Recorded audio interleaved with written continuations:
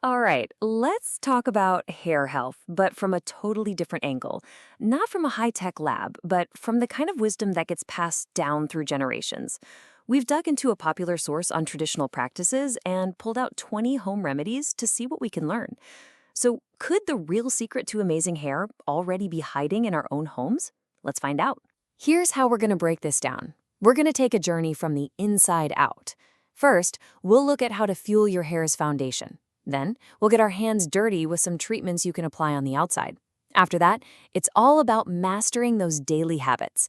And to wrap it all up, we'll cover one last crucial piece of advice for navigating the modern world. Okay, first things first. Before we even think about shampoos, conditioners, or oils, we got to look at what we're putting into our bodies. The whole idea here is that great hair isn't something you just apply. It's something you actually build from the ground up. So where do we even begin? Well, with the literal building blocks of your hair, protein. So think things like milk, fish, or paneer. The source also gives a big thumbs up to flax seeds. And here's something I really respect, that it includes a word of caution. While vitamin E can be a good thing, you don't just start popping pills. You absolutely have to talk to a doctor first. And this quote, this really gets to the very heart of this entire section. It's not just about a grocery list, you know? It's a total shift in how we think about this. The idea is that your hair is basically a mirror, and it reflects your overall health. So if you get the inside right, the outside is going to show it. So now that we've talked about feeding our hair from the inside, let's get into how we can treat it from the outside. This is where we get into all those hands-on remedies you can apply directly for some really targeted care. First up, something you probably have in your kitchen right this second, an onion. And the process couldn't be simpler. Just apply the juice right to your scalp, let it sit for half an hour or so, and then wash it out. It's just a perfect example of a really potent natural remedy that almost anybody can try. Okay, now for something a bit more heavy duty. This is a classic conditioning mask that uses amla and shikakai. I mean, these are absolute powerhouses in traditional hair care. And get this first step. Soak them in an iron pot.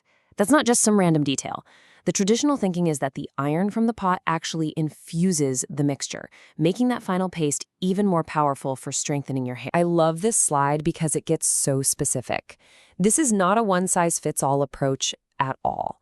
If you're dealing with hair that's on the thinner side, the advice is to go for olive oil. But for just a fantastic all-around treatment, the suggestion is to gently warm up some mustard oil with fenugreek seeds. See? It's all about tailoring the remedy to what you actually need. And the options just keep on coming. You've got Multani Mitti or Fuller's Earth for boosting texture and shine. Even something as simple as plain yogurt gets a shout-out as a great conditioner that can help fight dandruff. But my personal favorite might be the easiest one of all. Just wrapping your head in a hot, damp towel. It basically creates a little steam room for your scalp, and it helps all those good oils and masks really penetrate deep. All right, we've covered what to eat and what to apply. But you know, real lasting results, they come from the little things we do every single day. So let's dive into the daily habits that can make or break your hair's health over the long haul. When it comes to a good oil massage, the technique is literally everything. First off, the oil shouldn't be hot or cold, just lukewarm. And here's the most important part. The real focus is on your scalp. You want to use your fingertips to gently rub and stimulate the skin, get that blood circulation going. The goal isn't just to slather your hair in oil, it's to nourish the roots where it all begins. This chart lays out some super simple but absolutely critical rules. Lukewarm water is your friend. Scalding hot water can strip all the good stuff out of your hair. And here's a big one. Be gentle when your hair is wet. That's when it's at its weakest and most prone to breaking, so please, no vigorous towel rubbing. And that last point is pretty interesting. Combing regularly is good. It distributes your natural oils. But constantly running your hands through it, that just transfers dirt and oils right back onto it. Okay, let's bust a huge myth. So many of us think, hey, if I wash my hair less of it will fall out in the shower, right? We've all been there. Well, this traditional wisdom completely flips that idea on its head. The argument is that an unclean scalp, one that's all clogged up, is actually a much bigger reason for hair fall. So the priority isn't washing less often, it's keeping your scalp clean. And it doesn't stop with just hair care products. Some of these are full-on lifestyle practices.